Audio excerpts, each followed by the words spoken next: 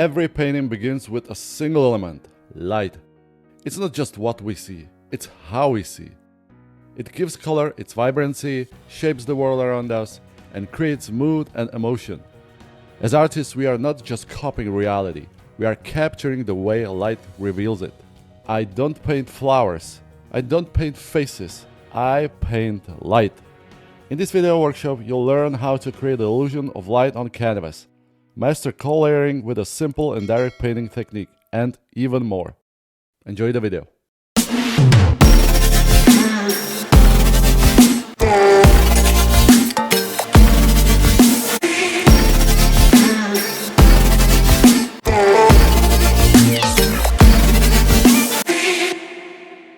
Before we dive in, I'd like to take a moment to thank Meeden for sponsoring this video workshop. If you're an artist, you've probably heard of Meeden, a top-tier art supplier that provides everything you need to bring your creative visions to life. From high-quality canvases and paints to brushes, palettes, and full studio setups, they've got it all. What I love about Meeden is their commitment to quality, affordability, and making professional art supplies accessible to everyone. What truly sets Meeden apart is their incredible range of studio furniture. They offer everything an artist could possibly need to set up the perfect workspace, from sturdy easels of all kinds to adjustable desks, mobile side tables, brush holders, and so much more. I'll be honest, my mates, my workspace used to be a total mess. As a pro, I need tons of brushes, paints, and tools, and keeping everything organized was always a struggle. That's where Meeden comes in. They offer smart storage solutions, beautifully crafted art supplies that make a real difference in your workflow. And that's exactly why I decided to get their 2-tier wooden paint brush holder from their professional line. It's not just practical, it has a sleek, luxurious design that makes it a stylish addition to any studio. The solid wood construction holds dozens of brushes, finally giving me the organization and control I need to keep my workspace tidy. To complement it, I also picked up the Withdrawers Beach wood portable storage box, which is perfect for storing paints and all the other essentials I need for painting. One of the best things about these storage solutions is that they're designed to fit together seamlessly. Meeden offers various sizes and styles, allowing you to mix and match to create the perfect setup for your workspace. If you're looking to upgrade your studio with high-quality, beautifully designed, and affordable art supplies, Meeden is hands down the best choice. Check them out and take your creative space to the next level. Okay, let's jump right into the painting process. You wouldn't believe how many shades of yellow exist. From icy, cool yellows to fiery, warm reds. It's like having a playground of color right in front of me, and I can't wait to let loose and have fun with it. Before I even pick up my brush, I mix a variety of shades to get a head start. It's my little secret to staying in the zone and avoiding the constant back and forth of mixing during the painting process. But here's the thing, I'm always tweaking those pre-mixed colors as I go, adjusting them to match exactly what the rose and the canvas demand in the moment. My absolute MVPs for this piece, cadmium yellow medium and cadmium yellow deep. I swear by these two. They're my ride or die yellows, and I use them all the time. Both are incredibly opaque, though cadmium yellow deep has a slight edge in coverage. The magic is in their temperature. Cadmium yellow deep leans toward a warm reddish glow, while cadmium yellow medium is cooler with a greenish undertone. By combining these two, I can capture every possible nuance of yellow, from soft, cool highlights to rich, warm shadows. So the rose doesn't just look yellow. It feels alive with depth, temperature, and energy. That's the beauty of carefully chosen colors. The final piece will glow with complexity, drawing you into every petal and every subtle shift in tone. No flat, monotonous yellow here, just pure, colorful magic. I love working on a silky smooth canvas because it lets me zoom in on the tiniest details without the rough texture getting in my way. Right now, I've laid down a slightly darker imprimatura, a classic underlayer made by mixing yellow ochre with just a touch of black.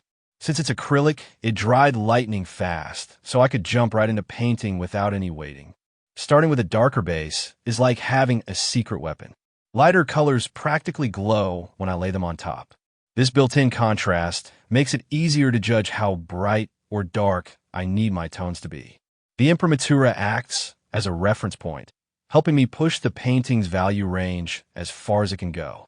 Imagine it like starting in the middle of a grayscale, then stretching it wider and wider, adding brilliant highlights and rich shadows until the painting feels alive. Whenever I skip a separate underpainting, I rely on a darker toned imprimatura as my launch pad. It's almost like starting a story halfway through with a vivid mood already set, so I can focus on refining hues, boosting energy, and dialing in every detail. This approach makes the process more dynamic and helps me create a painting that truly pops off the canvas. It's my way of charging up the atmosphere before the real show begins. When I start painting, I aim to get as much right as possible on the first pass. Still, I know that true depth and detail often demand extra layering. After laying down the initial coat, I always come back for a second layer to ensure the final piece is rich and dimensional. Roses are intricate, full of subtle curves and delicate petals, and it's easy to lose track of their graceful shapes if I try to capture everything in one go. Sometimes it's smarter to let certain highlights and finer details wait until the next round, allowing me to refine and elevate the realism. Achieving a visible texture in one go can be tricky. My technique emphasizes gentle blending and smooth transitions, but I'm not against letting the paint boldly assert itself. There's magic in textured paint, the way it leaps off the canvas, creating real depth and a tactile, three-dimensional feel. That's why, in the final stages, I'll pile on the paint for the rose's illuminated areas. I'll even use a thickening medium to add tangible body and substance. In the end, I don't just want viewers to see the rose, I want them to experience it. The brushstrokes become contours, the texture transforms into sculpted petals, and the entire painting invites you to step closer and immerse yourself in its layered richness. Now let's talk about the backdrop. I'm keeping it cool with just a whisper of blue. That cool tone background is going to make the yellow petals shine like a superstar on a red carpet. Seriously, that bright yellow is going to sing. Plus, by keeping the background nice and dark, the contrast ramps up, making the rose look like it's basking in a dramatic spotlight. One of the secrets I mentioned at the beginning is painting a bit of the background along with the flower.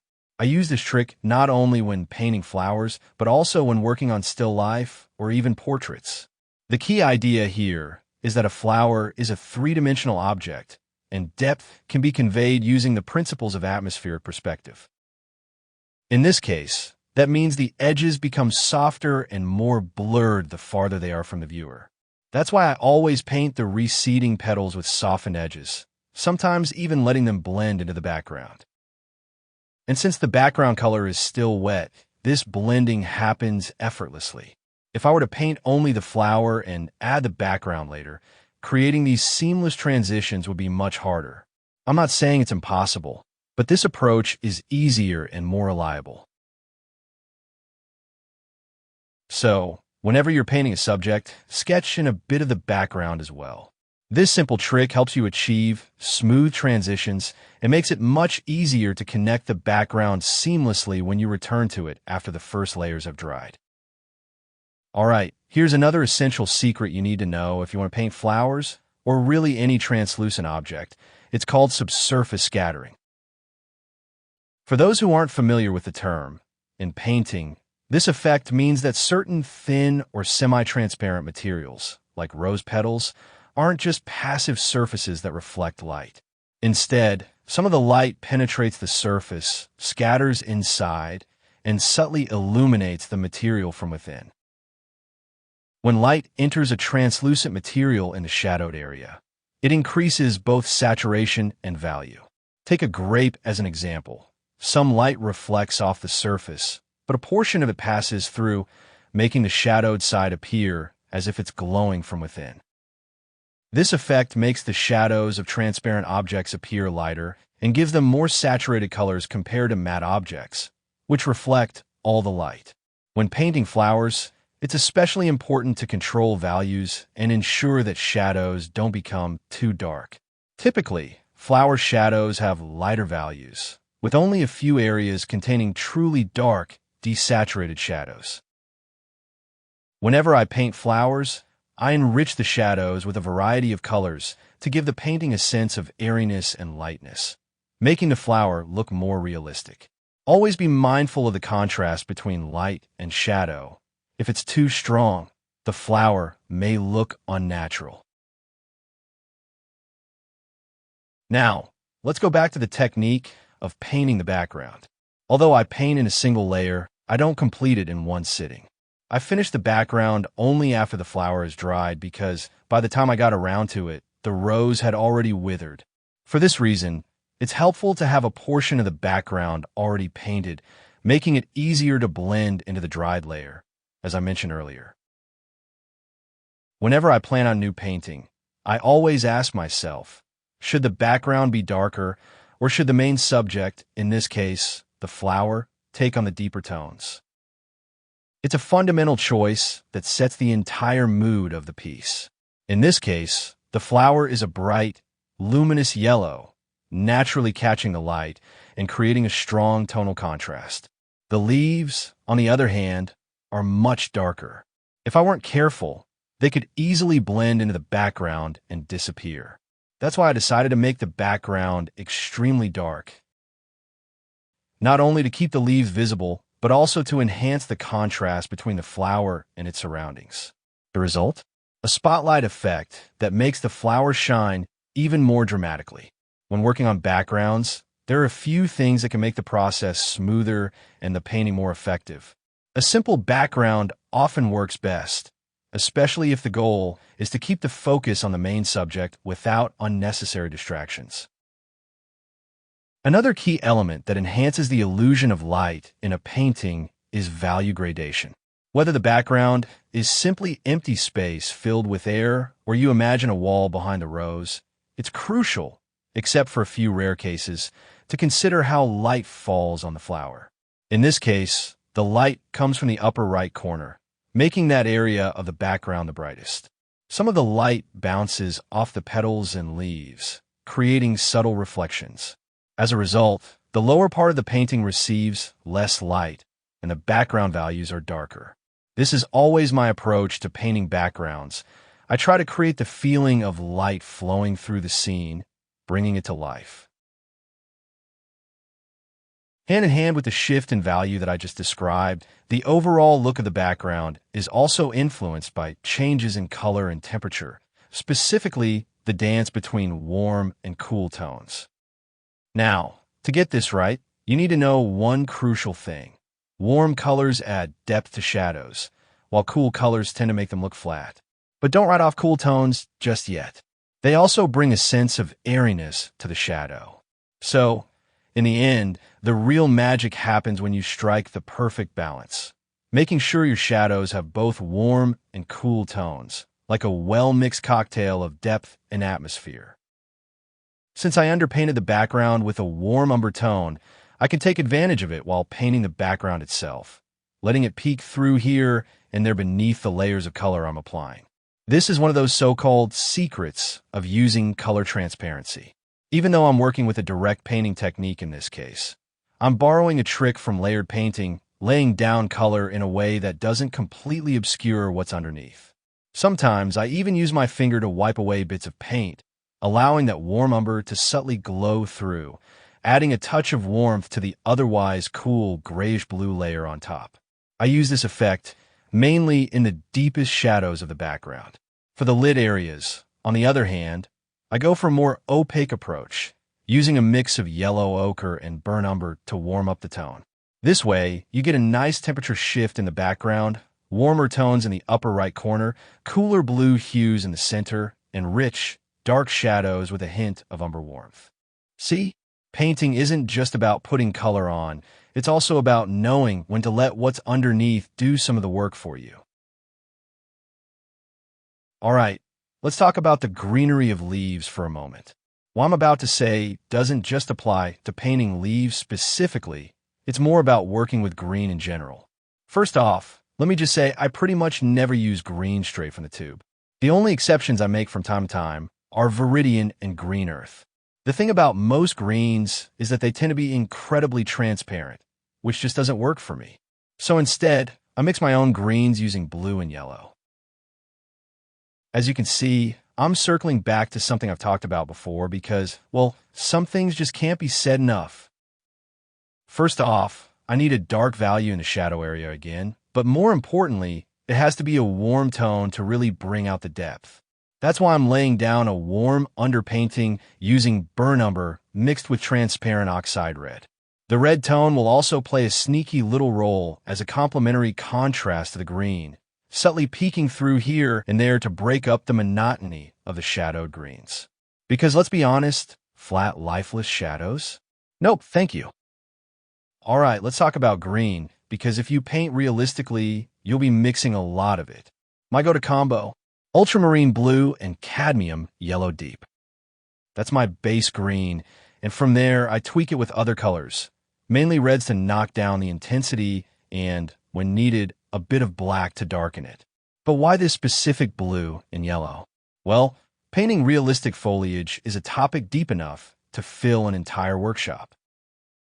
Most greens straight from the tube are vibrant enough to use as they are, especially if you're painting a realistic landscape or flowers like this one. But here's the catch. The human eye is particularly sensitive to yellow-green tones, which means green can sometimes feel a little overwhelming.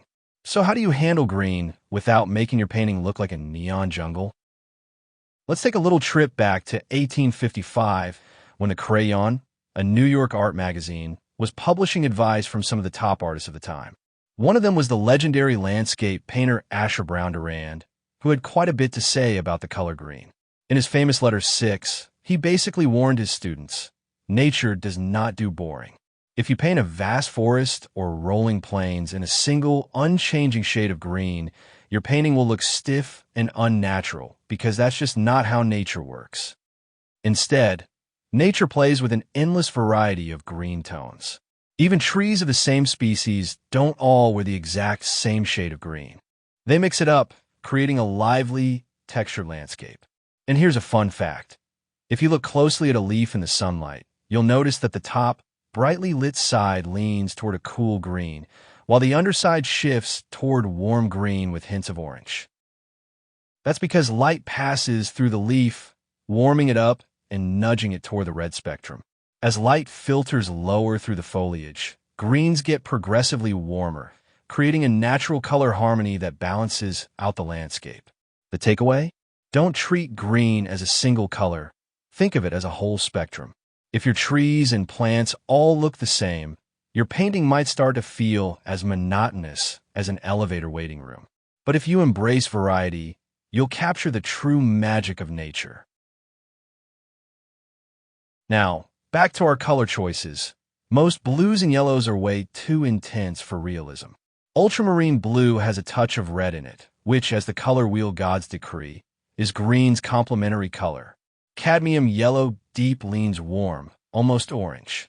When you mix them, you get a beautifully muted green that's still lively enough for natural painting. And let's be real, no matter how nice it looks, you'll probably still have to tone it down even further. Because let's face it, nature isn't out here flexing neon greens. The leaves right under the flower are super dark because they're hanging out in the shade, avoiding the spotlight. And guess what? That deep darkness actually does the flower a favor.